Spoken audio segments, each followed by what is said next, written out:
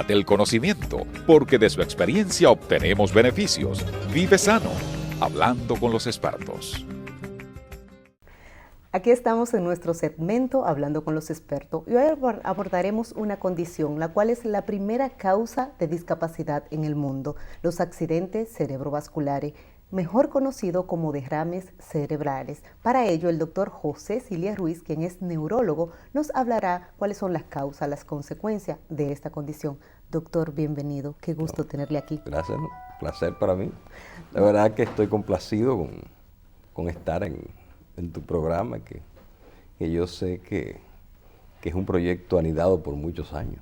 Así es, doctor. Para nosotros es un privilegio que usted nos brinde sus aportes para el conocimiento de nuestro público que nos sigue a través de la televisión y las redes sociales.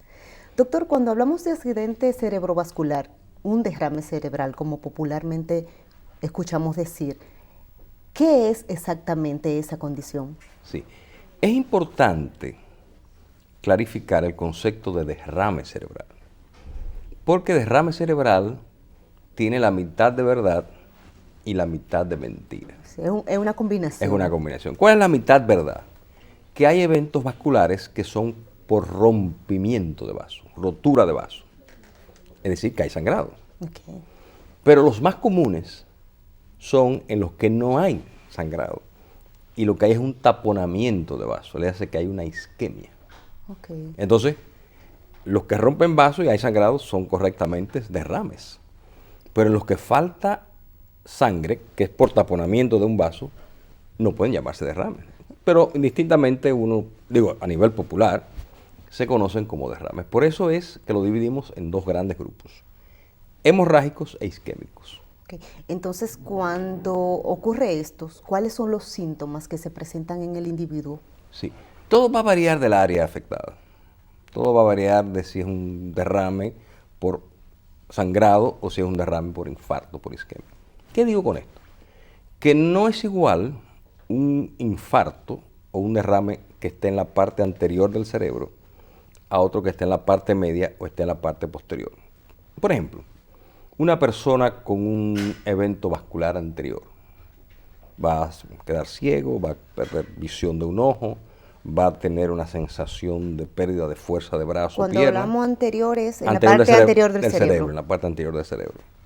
Si nos vamos a la parte media, es muy probable que ese paciente quede afásico, que no pueda hablar, si es en el hemisferio dominante, si es en el hemisferio izquierdo, con la misma debilidad de brazo-pierna.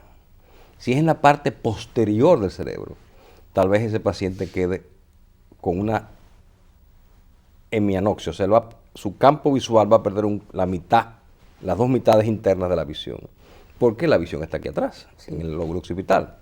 O va a tener algún tipo de debilidad de las manifestaciones de tallo cerebral. Es decir, que todo va a depender del territorio afectado. Las comunes son las de cerebral media, que son los pacientes que quedan hemipléjicos, porque se afecta área motora, ¿verdad? La mitad de brazo, pierna, etcétera, queda lastimado. Y insisto que si es en el hemisferio izquierdo, que es donde está el área dominante del lenguaje, el paciente o los pacientes quedan afásicos, no pueden nombrarse, pierde la palabra. Entonces hay que reeducarlos de nuevo en cómo hablar. Esta es la parte de las consecuencias cuando se sufre un accidente cerebrovascular. Pero hay síntomas previos que puedan avisar que algo anda mal en el cerebro. La única entidad médica que no da avisos son los accidentes. Okay. Y dan los avisos porque usted ve pasar a un muchacho a medianoche, a las 3 de la mañana, borracho a 1000, usted va a decir, se va a matar. O sea, es decir, que son prevenibles también. Hay una conducta. Hay una conducta, ese se va a matar. Yo el día pasado fui testigo de un evento así, pero se va a matar, efectivamente. No se murió, no, pero quedó bien maltrecho. A lo que me refiero es que todas las condiciones médicas dan avisos. Todas. La diabetes, la hipertensión, el infarto cerebral, el derrame cerebral. ¿Qué quiero decir con esto? Hay personas que tienen dolores de cabeza frecuentes. Hay personas que tienen lo que se llama la cefalea orgásmica. Están en la actividad sexual, le da un dolor de cabeza, tienen que pararlo. Hay personas que cuando tienen estreñimiento, al hacer un esfuerzo de evacuar, le duele la cabeza. Okay. ¿Qué está pasando con ese paciente? Es muy probable que ese paciente esté haciendo microsangrados de un aneurisma, o sea, de un vaso mal formado. Y eso puede ser un aviso. Esa persona puede tener un día calambres en brazos y piernas. No quiere decir que usted tenga un calambre, sea un derrame. No, vamos a ser claros. Pero si eso persiste y se repite, hay que poner ojo visor. Usted va manejando y se le va la visión de un ojo. ¡Paps! No veo bien. No estoy viendo bien. Vuelve a ver mejor y usted sigue y se olvida de ese evento. A usted le da un mareo rotacional principalmente. Y no, pero se tomó tal medicina que le dieron los 7 millones de médicos que tenemos en el país. Sí. Sobre todo uno mismo que empieza a buscar. Sí, no. Entonces ahora con la información ya no necesita, usted no necesita al médico porque usted hay una información ahí que le dice tal cosa, tome tal cosa. O sea, absurdo. Sí, entonces, todos esos elementos, todos esos síntomas son premonitorios de un derrame cerebral. Por ejemplo, una persona que hace lo que se llama el ataque de isquemia transitoria. Perdió, ¿dónde estoy? O sea, por segundos. Esa persona está escribiendo, se le cae la fuerza, perdió la fuerza del brazo. Minutos. Pero después recuperé y no me pasó nada. ¿Qué le está diciendo el cerebro a esa persona? Una señal. Que el próximo paso, usted se quedará hemipléjico, ciego o sin poder hablar, o tal vez tenga que hacer un viaje forzoso a Nueva York. De eso sin regreso. Sin regreso. Entonces, innegablemente que si no oímos nuestros síntomas, vamos a pecar de descuidados. ¿Los derrames cerebrales tienen una causa explicable? Sí. Hay 3 tipos de problemas, de causas. Las que podemos evitar, las que no podemos evitar. ¿Cuáles son las que no podemos evitar? La edad. A mayor edad, mayor riesgo, porque las arterias se van dañando. Segundo, la etnia. Nosotros los rubios de ojos verdes, sí, perdemos siempre. Yo estoy en ese grupo. No, usted está en el grupo de las claritas. Léase que la etnia negra es más propensa a los derrames cerebrales. Sí. Hasta ahí perdemos. O sea, ¿qué cosas? Y eso no es discriminación, eso es biología, eso es la naturaleza. Y en tercera instancia el sexo. Pero ya el sexo, antes los hombres padecíamos más que las mujeres, pero ya ustedes nos han igualado. ¿Estamos a la par? Estamos a la par. Ya una mujer después de que perdió la menstruación, de menopausia, está a la par que el hombre. Antes eran 3-1. 3 hombres, una mujer. Okay. Pero el hecho de que ustedes han querido igualarnos en todo, también nos están igualando en los riesgos. Recuérdese que hemos asumido roles que nos ponen en riesgo. Innegablemente que bueno, ya somos iguales. Sí. Van entonces los factores que sí son modificables. Hipertensión arterial, la primera. Hay personas que están viendo este programa de televisión que es de salud y de educación pública, que no saben cuáles son sus niveles tensionales. No. Nunca se han... A mí no me da la cabeza, doctora. A mí no me da mareo. Yo no tengo la presión alta. Y ese sí es un asesino silente. Un día de esos, van caminando por la calle y ¡pam! ¡Pum! Se le explotó un vaso.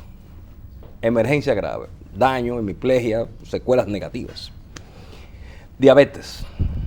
Las grasas en sangre. Hay gente que nunca se ha hecho un perfil de sangre. Entonces lo idóneo es hacerse colesterol, triglicéridos, todos los controles. Todos esos controles, grasas buenas, grasas malas, porque esos son factores de riesgo modificables. La dieta, el sobrepeso, el cigarrillo. El cigarrillo es el principal elemento aterotogénico, o sea, que más daña las arterias. El alcohol en exceso, todo en exceso, ¿no? Hasta el amor en exceso es malo, ¿no? Claro, todos los excesos hacen daño. Son malos, perdón.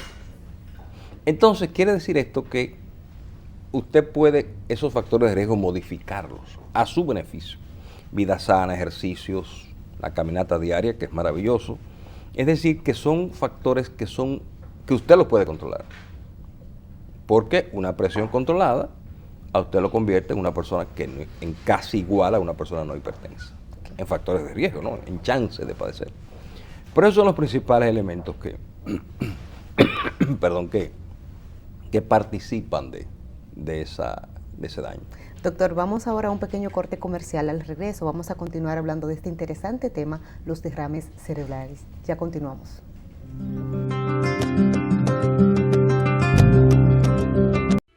Nelares, nueva empresa dedicada a la importación de una gran variedad de productos de primera calidad para restaurantes y hoteles.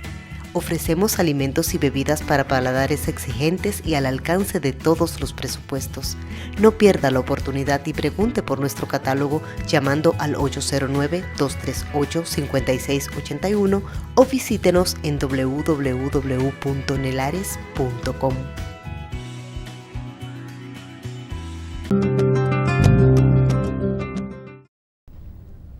Continuamos hablando con el doctor José Silier Ruiz, quien es médico neurólogo en la clínica Corazones Unidos, y abordamos el tema derrames cerebrales. Doctor, antes del cambio hablábamos de los factores de riesgo, la diabetes, la hipertensión, los que son prevenibles, una buena dieta, ejercicios y un sinnúmero de factores que tenemos en nuestra vida diaria. Sí. Aparte de eso, ¿qué otras cosas debemos cuidar para no ser víctima de esta afección? Mira, ya el estrés es considerado factor de riesgo. Antes no, pero ya sabemos que el estrés mata. El estrés, la soledad ya es un factor de riesgo vascular. ¿Por la depresión? Sí, por el hecho de que no sabemos por qué el hombre no puede vivir solo. O sea, son factores de riesgo que todavía no tienen la gran evidencia clínica, pero están ahí las evidencias. Las pocas que hay inducen a que si usted tiene una vida de estrés severo, persistente, usted tiene más chance de que ese corazón, que es el primer enemigo del cerebro, el mayor daño que le pasa al cerebro se lo provocan el corazón y las carótidas. Es decir, que esos son los principales enemigos del cerebro. Entonces, cuando un individuo es víctima de un accidente cerebrovascular y ya tiene las consecuencias de paraplegia, hemipléjico, daño, todas las secuelas que deja esta enfermedad, ¿cuál es la incidencia de revertir a ser entes sociales productivos nueva vez? Es muy variable, muy variable, muy variable. Depende de factores étnicos, individuales, de la disposición de ese individuo. ¿Son dolorosas las terapias? Son dolorosas las terapias, sí. Porque hay personas que no tienen capacidad de lucha. Depende entonces de la actitud. Esa actitud positiva es fundamental para la recuperación. Hay personas que dicen, doctor, vamos para adelante. Okay. Y hay otros que dicen, ese no se va a mejorar. Ya el organismo jamás va a dar respuesta positiva. No, es que hay una serie de sustancias que no sabemos dónde están ni de dónde salen, que son las que dan el buen vivir. Claro. Conocemos oxitocina, dopamina, todo eso es maravilloso. Pero ¿de dónde sale eso y dónde actúa? No lo sabemos. Entonces, si usted tiene una disposición de lucha, usted va a triunfar en recuperación. Eso necesita terapia, necesita tiempo, Entonces, si eso es tan costoso, ¿por qué no podemos evitarlo? Sí. ¿Y cómo evitarlo? Fácil. Tomando esas medidas. Usted sabe su presión, controlar su presión, si es diabético, su diabetes, controles extremos. Y hay medicamentos que evitan el evento, ayudan a evitarlo, que son los antiagregantes plaquetarios. Okay. Esos antiagregantes lo que hacen es que la sangre le quita la capacidad de empaquetarse. Se diluye, podríamos decir. Exactamente, entonces la sangre es más diluida. Se le pueden hacer moratones, si esa persona se va a sacar una muela hay que parar 2 o 3 días, si hay una cirugía hay que parar una semana, etc. Pero eso es preferible a que usted se infarte en el cerebro. Entonces, si esa aspirinita, barata, buena, bonita y barata, sí, y su estómago la resiste, pues tómesela todos los días. Después de los 50 años hay que cuidarse. Usted hablaba ahorita, a propósito de los 50 años de la edad, que es lo que no podemos evitar. ¿Cuál es el rango de edad donde se puede ser víctima de un derrame cerebral? Las hemorragias son personas jóvenes. Los hemorrágicos. Sí, las hemorragias. ¿Y los isquémicos entonces son los adultos? A mayor edad. O sea, son los viejitos, tienen más chances de la isquemia. Porque lógicamente esas arterias se hacen ateromatosas, o sea, son arterias viejas. Son como las tuberías. Se envejecen, se llenan de unas placas ahí. Y de óxido y demás. Se oxida, el paso del tiempo lo oxida todo. Entonces, innegablemente que ese factor, o esos factores, son factores adversos. Entonces, ¿cuáles son las expectativas de sobrevivir a un derrame cerebral? Conforme la edad, ejemplo, un jovencito, un adulto. Es una pregunta interesante porque en las hemorragias hay una regla de 3. 3 horas, 36 horas, 3 días, etc. Es decir, que si voy pasando ese... El chance de dañarse para usted y para Nueva York es de un 30%. De un 30%. En los primeros 3 días. Wow. El chance de que eso repita en los primeros 3 meses es de un 30%. Y el chance de que eso se repita en 8, 9, 10 meses o 3 años es de otro 30%. Es decir, que eso hay que evitar que aparezca. Porque una vez apareció, usted tiene un chance de que eso se repita muy alto. Es decir, que cuando se es víctima de un derrame cerebral, ya toda la vida tú eres como diabético. Tienes una condición de un cuidado absoluto. Usted tiene que cuidarse para el resto de sus días. Oh, Dios. Cuando yo le doy la indicación a los pacientes del antiagregante, doctor, ¿y qué tiempo? Toda su vida. Usted decía ahorita, doctor, que el peor enemigo del cerebro es el corazón. Es el peor enemigo. Entonces, las depresiones son dañinas y las emociones fuertes, ¿en qué lugar la colocamos? No. Honestamente no es tan simple, ¿no? O sea, no es que el hecho de que usted tenga una emoción. Claro, hay personas que ante una emoción se mueren. Se hacen una arritmia cardíaca irreversible. Esas arritmias cardíacas, que son principalmente nocturnas, porque en las noches es cuando nosotros hacemos el balance del día. Y como no somos capaces de autocontrol, porque usted está en estado de coma. El sueño es un estado de coma que revierte. Sí. Entonces, en ese estado de coma, el cerebro está mandando esas catecolaminas y todas esas sustancias que aceleran el corazón sin control. Entonces, esas arritmias son más comunes durante la noche. ¿Y las víctimas de derrames cerebrales se ven más en horas nocturnas o diurnas? En horas nocturnas. También. Sí, porque las arritmias son la causa principal de infarto cerebral. Mientras que la presión alta es la causa principal de las hemorragias. Okay. Que pueden ser o dentro del cerebro, que se llaman intraparenquimatosas, o fuera del cerebro, que son las llamadas hemorragias subaracnoideas. ¿Y cuál es más peligrosa para el ser humano, las internas o las externas? Las externas son más malas porque ocupan más territorio.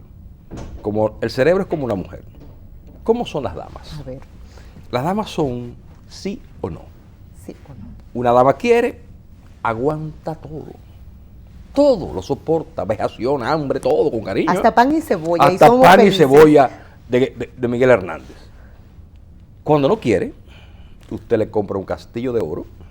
Y dijo que no. Y le dicen, quédese con su llave, que yo me voy. Así es el cerebro. El cerebro no le gusta que lo moleste nadie. Esa sangre en ese cerebro lo que va a producir es un vasoespasmo arterial. Okay. Que va a matar. Por eso es tan peligroso las 3 horas, las 36 horas. Una persona que hace un rompimiento de vaso, un aneurisma, que rompe, se llena de sangre, el cerebro está nadando en agua, en un líquido. Esa agua se tinta de rojo y ese cerebro de que le hace así, produce un espasmo, los vasos, lo dejan sin hablar, pierde el conocimiento, el coma se profundiza. O sea, ahí el paciente que estaba razonablemente saliendo del problema, cae. vale. Entonces, por eso es tan peligroso. ¿Y cuáles son los tratamientos que se utilizan? Bueno, hay primero la prevención, que es el más barato, ese es bueno, bonito y barato. Sí. Y el que todos deberíamos aplicar. Que todos debemos aplicar. Saber su presión, si usted es diabético, su grasa, etcétera, ejercicio, caminata diaria, maravilloso. Ya tenemos entonces la prevención medicamentosa, con los antiagregantes, plaquetarios, y en algunos casos tenemos que usar anticoagulantes, ya es un tratamiento más enérgico. Esos medicamentos antiplaquetarios, ¿en quiénes está contraindicado, doctor? Porque a veces nos automedicamos, como son de venta libre. Importante, sí. El más barato es la aspirina. Pero ¿qué pasa? La aspirina tiene 3 espadas de Damocles, 3 enemigos, que es la gastritis, sí, las alergias que puede dar, que son muy graves, y en tercera instancia, que no protegen tanto como otros antiagregantes, pero que son más caros. Que contienen otras sustancias. Tienen otras sustancias que no molestan el estómago, no producen las alergias, pero tienen mayor costo. Okay. Entonces, indudablemente que lo que uno como médico lo que hace es un balance. Lo malo de hacer 2 medicinas es que la medicina que yo hacía en el Padre Villini. ¿Cuál era esa? Era una medicina de aspirina. Mientras la medicina que hago en Corazones Unidos y Otorrino es una medicina de antiagregantes plaquetarios, lo que es una injusticia. O sea, ¿por qué yo humilde no tengo acceso a lo que tiene aquel que puede pagar? Falta de equidad. Óigame, para uno como médico, ¿por qué hace usted con recetarle a un pobre hombre tal cosa? Si no él va a decir, doctor, va a la otra vez, doctor, yo no lo pude comprar lo que usted me indicó. Y la afección sigue latente. Entonces, como esto es un proceso que si no se detiene, progresa, ¿verdad? Entonces, ese paciente tiene que ser manejado con mucho cuidado. Cuando se presenta el evento, ¿es operable? Ay, sí, a los hemorrágicos son operables. ¿Y con qué pronóstico? Depende de la severidad de daño. Cada paciente es muy particular. Hay personas que usted los recibe en un estado grave y en 2 o 3 días recuperan y usted puede operar. Okay. Se valora el vaso, porque el vaso, tú te acuerdas de toda chiquita, la vejiga que uno soplaba, que se le hacía una bolita. Sí. Eso mismo. Esa vejiga mala, ¡pim!, eso es un aneurisma. Doctor, para cerrar, recomendaciones finales para que se queden puntualizadas en nuestros televidentes. 5 cosas. Primero, busque a su médico que le tome la presión. Hágase un perfil lipídico, grasas en sangre. Haga una caminata por lo menos 2 días o 3 días a la semana. Máximo los 7 días a la semana, lo ideal.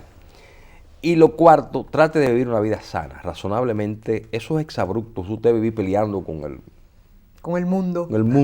Óyeme, esa es la peor medicina. Y la quinta, es trate de ser feliz. La felicidad produce una beatificación interior que cura todo. Eso cura hasta los derrames. Gracias, doctor. Amigos, gracias por su compañía. Quiéranse, consiéntanse, tiempo de calidad con ustedes y lo más importante, la familia. Feliz tarde y hasta la próxima semana.